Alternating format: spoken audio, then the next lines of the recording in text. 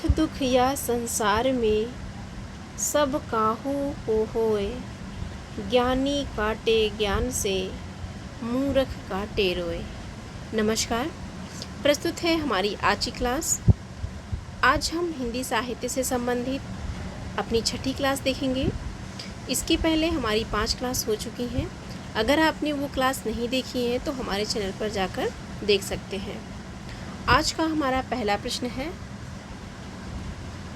पहले जैसे गाथा या गाहा कहने से प्राकृत का बोध होता था, वैसे ही पीछे ... कहने से अपभ्रंश या लोक प्रचलित काव्य भाषा का बोध होने लगा। आचार्य शुक्ल के इस कथन के रिक्त स्थान में होगा, तो क्या होगा यहाँ पर होगा दोहा या दुहा, दोहा या दुहा। तो ये हमारा सही जवाब है। फिर से सुनिएगा, पहले जैसे गाथा या गाहा कहने से प्राकृत का बोध होता था, वैसे ही पीछे दोहा या दुहा कहने से अपभ्रंश या लोक प्रचलित काव्य भाषा का बोध होने लगा। आचार्य शुक्ल का यह कथन है। हमारा अगला प्रश्न है, पृथ्वीराज विजय नामक ग्रंथ के आधार पर पृथ्वीराज रासों को अप्रामाणिक रचना मानने वाले विद्वान हैं। पृथ्वीराज विजय नामक ग्रंथ के आधार पर पृथ्वीराज रासों को अप्रामाणिक रचना मानने वाले विद्वान हैं। तो इसका सही जवाब है डॉक्टर बूलर। डॉक्टर बूलर ने पृथ्वीराज रासों को अप्रामाणिक रचना माना है। और किस ग्रंथ के आधार पे? तो वो पृथ्वीराज विजय ग्रंथ के आधार पर। इसके अलावा अप्रामाणिक किसने माना है? तो रामचंद्र शुक्ल ने भी माना है। रामचंद्र शुक्ल ने भी इसे अप्रामाणिक माना है।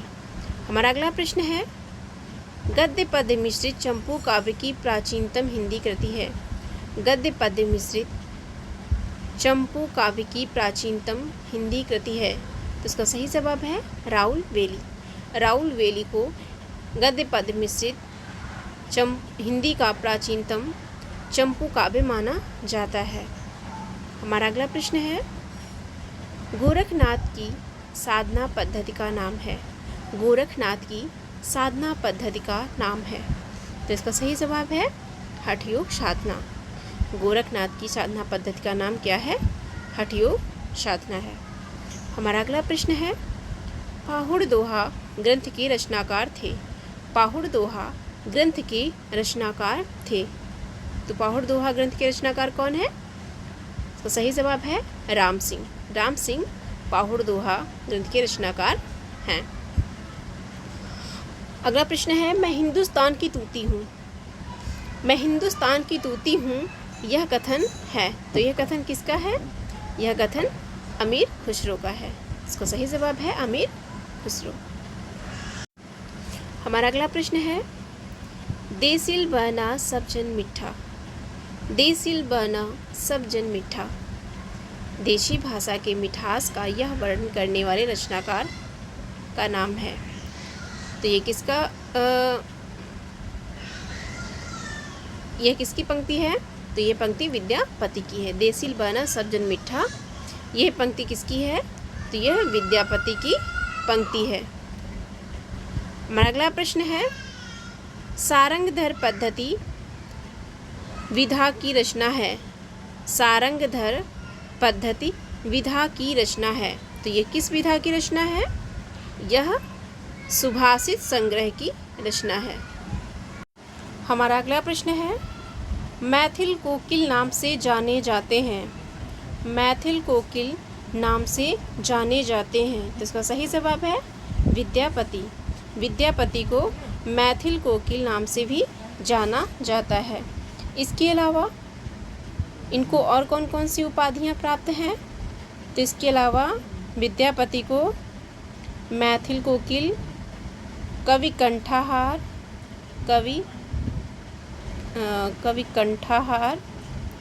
कवि कंठाहार भी कहा जाता है, पंचानन भी कहा जाता है, खेलन कवि भी कहा जाता है, खेलन कवि। और इसके अलावा अभिनव जयदेव भी कहा जाता है। क्या कहा जाता है? अभिनव जयदेव, अभिनव जयदेव भी कहा जाता है।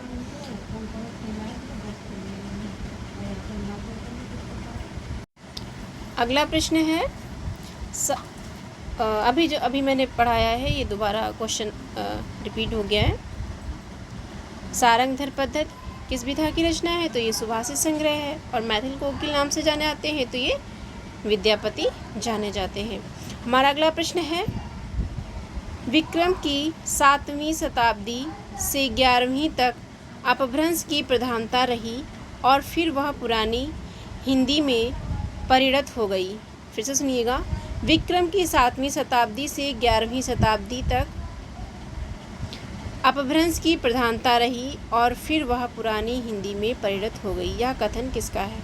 तो यह कथन है चंद्र शर्मा गुलेरी का।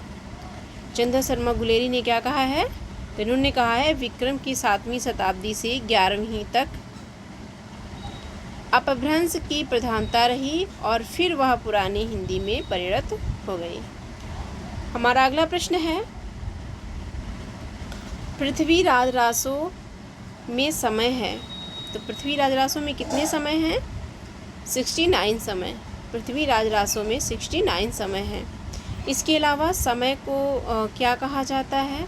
तो समय को भाग भी कहा जाता है, अध्याय भी कहा जाता है, अध्याय भी कहा जाता है या खंड भी कह सकते हैं।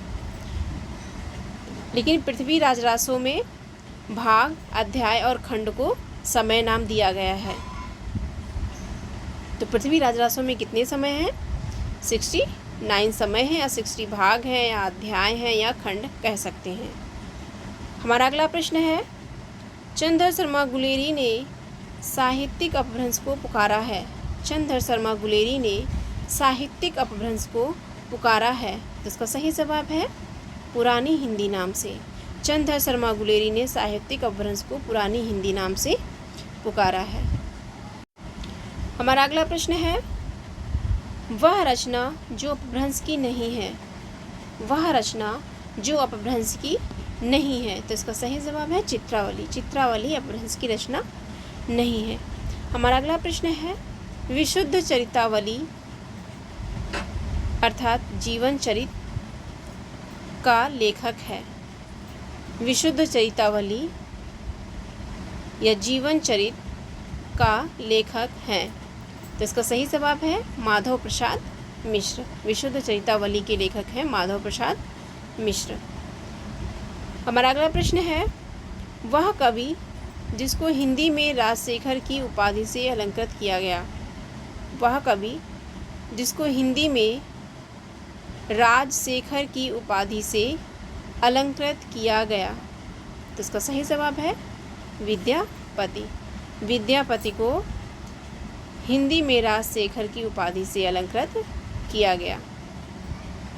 हमारा अगला प्रश्न है, कीर्तिलता के रचनाकार हैं। कीर्तिलता के रचनाकार हैं। इसका सही जवाब है विद्यापति। इसके अलावा इनकी कौन कौन सी रचनाएं हैं? तो इसके अलावा इनकी रचना है पुरुष परीक्षा। कौन सी रचना है? पुरुष परीक्षा और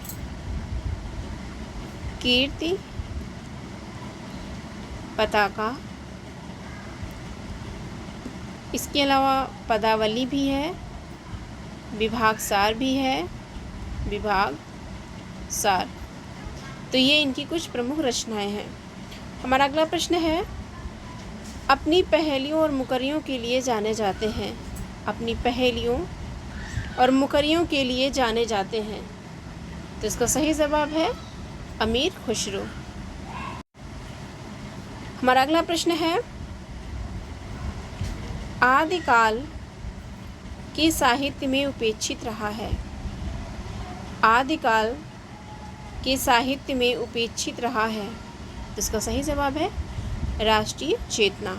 या हम ऐसे भी कह सकते हैं कि आदिकाल के साहित्य में सर्वथा अभाव रहा है। तो आदिकाल में किसका अभाव रहा है? राष्ट्रीय चेतना का। तो ये इसका सही जवाब है, राष्ट्रीय चेतना। हमारा अगला प्रश्न है, आदिकाल के काव्यों की प्रधान भाषा थी। आदिकाल के काव्यों की प्रधान भाषा थी। इसका सही जवाब है डिंगल पिंगल, यानी डिंगल पिंगल मिश्रित आदिकाल के काव्यों की प्रधान भाषा थी। डिंगल भी थी और पिंगल भी थी, तो इन दोनों का मिश्रण आदिकाल में था। हमारा अगला प्रश्न है, पुस्तक जल्लड़ हथ दे चले गज्जन नृपकाज। यह पंक्ति किस कवि से संबंधित है? तो इसका सही जवाब है चंद्रबरदाई। और चंद्रबरदाई किसके राजदरबारी कवि थे? तो वो पृथ्वीराज चौहान के राजदरबारी कवि थे। हमारा अगला प्रश्न है, रणमल्ल छंद के रचयिता हैं। तो रणमल छंद के रचयिता कौन है? श्रीधर। श्रीधर की रचना है रणमल छंद। हमारा अगला प्रश्न है, पृथ्वीराज रासो में पृथ्वीराज के पिता हैं।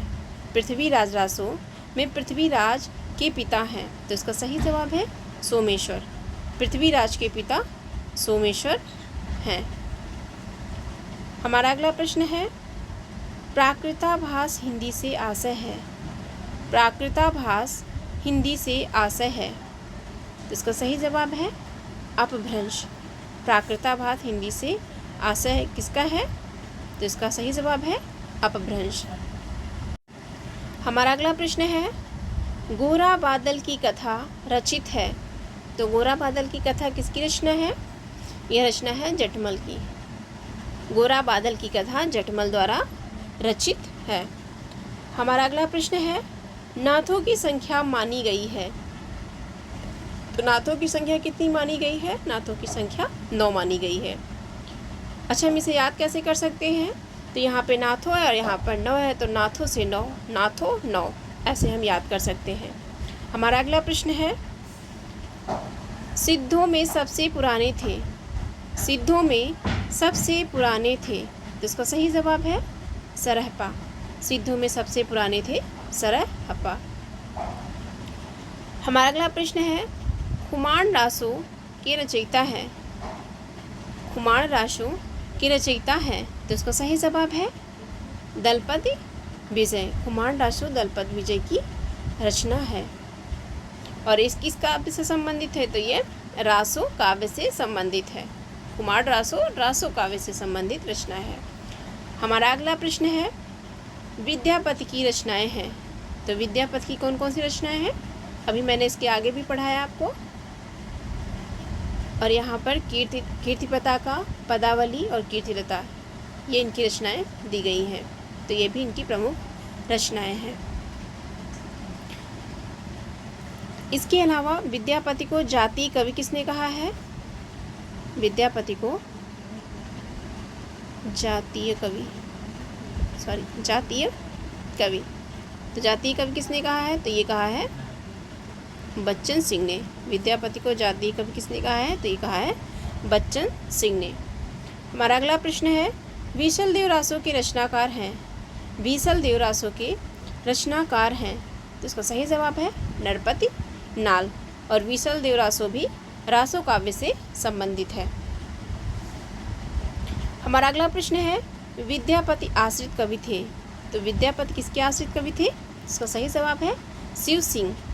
विद्यापति शिव सिंह के आश्रित कवि थे। हमारा अगला प्रश्न है, पृथ्वीराज अनुरक्त था। तो पृथ्वीराज चौहान किस पर अनुरक्त थे? वो थे संयोगिता के प्रति। पृथ्वीराज संयोगिता के प्रति अनुरक्त थे।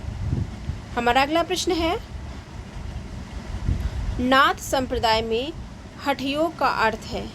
नाथ संप्रदाय में हठयोग का अर्थ है। तो इसका सही जवाब है हा का अर्थ सूर्य से है, ठा का अर्थ चंद्र से है। और जब इन दोनों का योग मिल गया तो शब्द बन गया हठयोग। तो इसका सही जवाब है हा का अर्थ सूर्य और ठा का अर्थ चंद्र।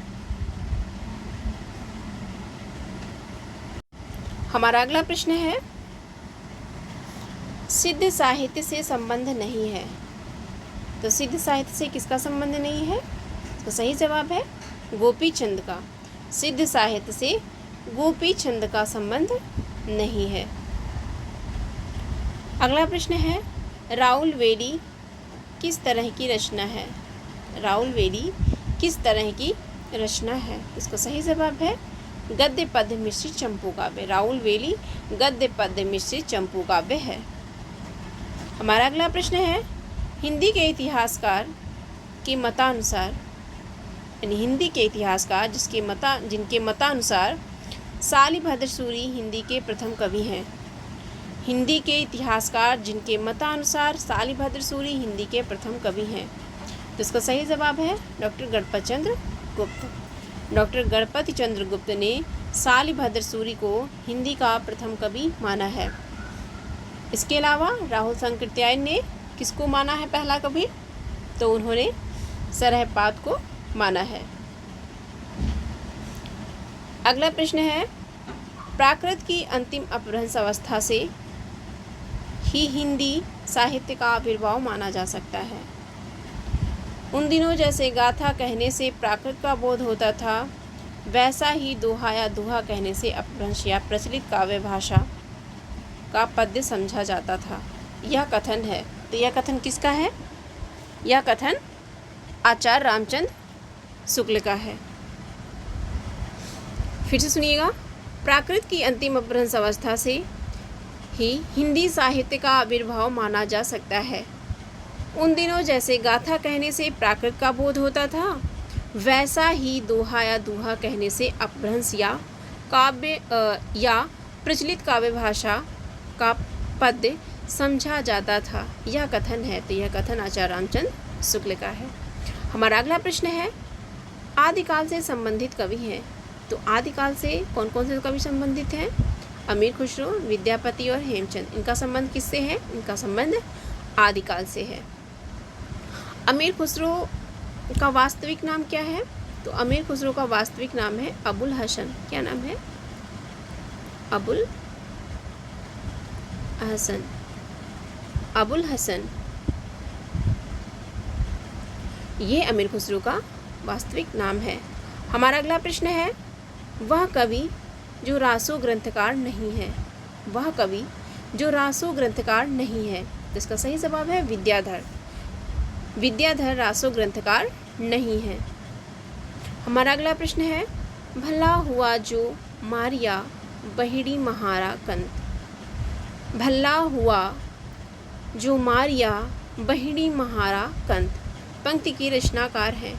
तो इसका सही जवाब है हेमचंद। इस पंक्ति के रचनाकार कौन है? इसका सही जवाब है हेमचंद। हमारा अगला प्रश्न है, चंद्रबरदाई को हिंदी का प्रथम महाकवि माना है। चंद्रबरदाई को हिंदी का प्रथम महाकवि माना है। इसका सही जवाब है रामचंद्र शुक्ल। रामचंद्र शुक्ल ने चंद्रबरदाई को हिंदी का प्रथम महाकवि माना है। इसके अलावा रामचंद्र शुक्ल ने चंद्रबरदाई द्वारा ही रचित पृथ्वीराज रासो को प्रथम महाकाव्य भी माना है।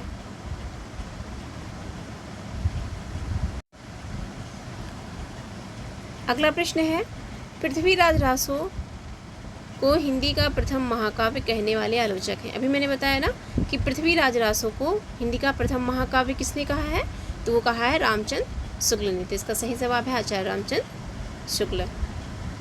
हमारा अगला प्रश्न है, राहुल सांकृत्यायन के अनुसार चर्या गीत और दोहा कोश की रचना करने वाले पहले बौद्ध सिद्ध हैं। राहुल सांकृत्यायन के अनुसार चर्या गीत और दोहा कोश की रचना करने वाले पहले बौद्ध सिद्ध हैं। तो इसका सही जवाब है सरहपा। इसके अलावा राहुल सांकृत्यायन ने सरहपा को हिंदी का पहला कवि भी माना है। हमारा अगला प्रश्न है, मोरा जोबना नवेलरा भयो है गुलाल, कैसे गर्दीनी कस मोरी माल।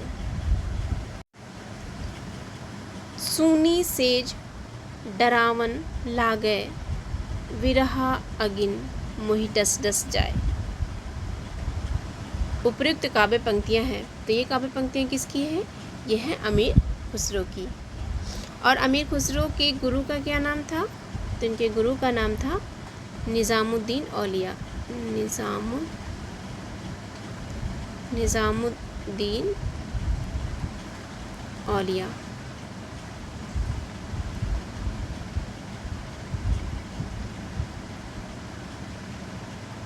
औलिया, इनके गुरु का नाम था निज़ामुद्दीन औलिया।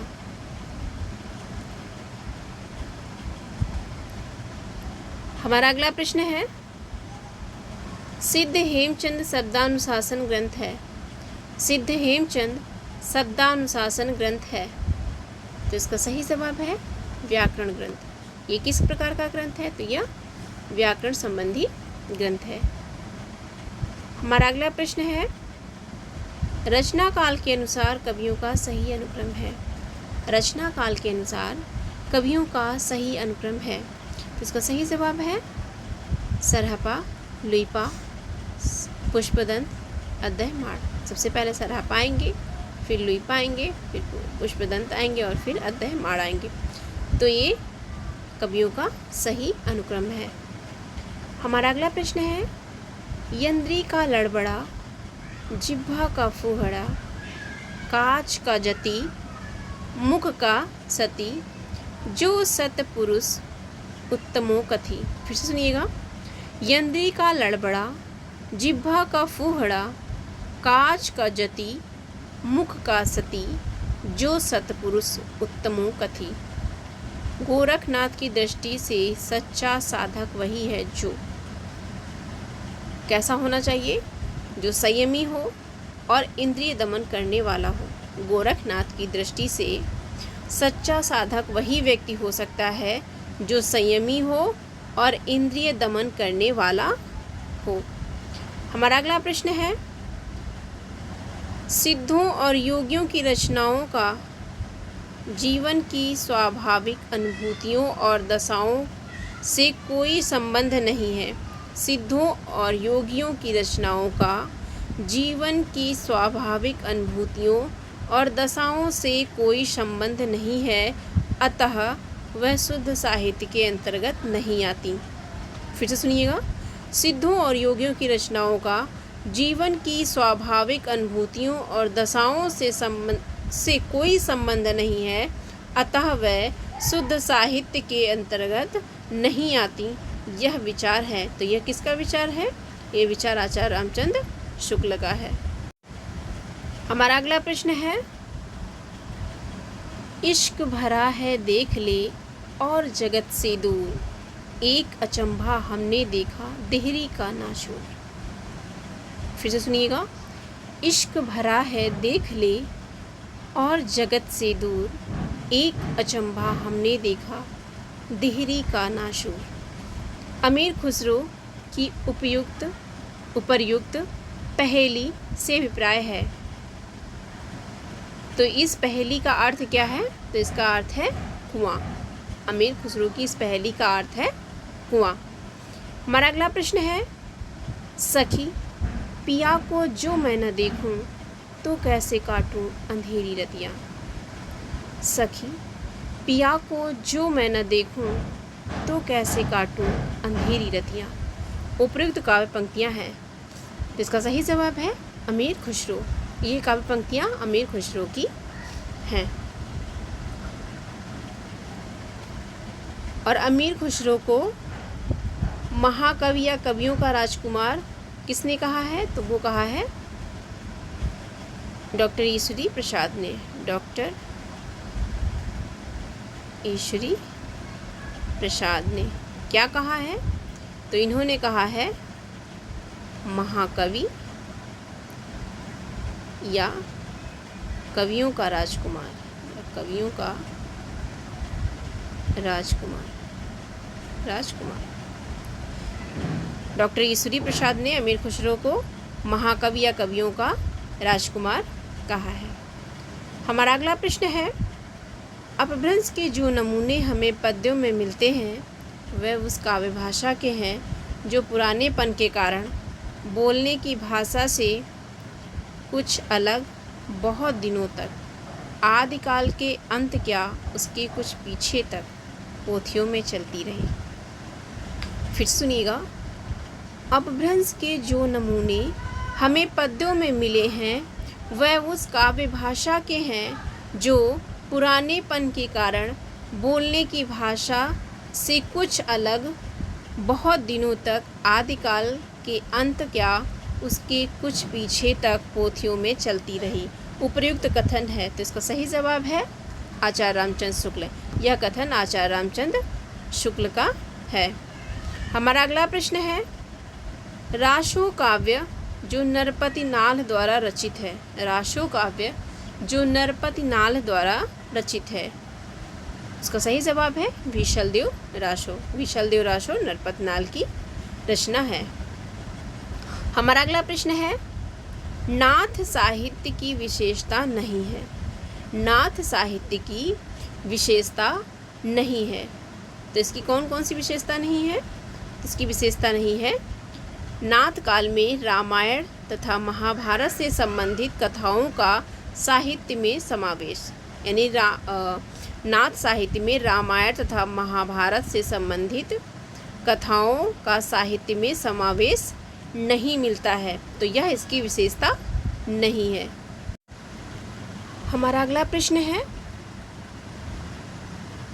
पीछे लागा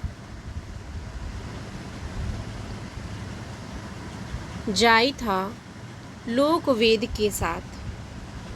पीछे लागा जाई था लोक वेद के साथ, आगे थे सतगुर मिल्या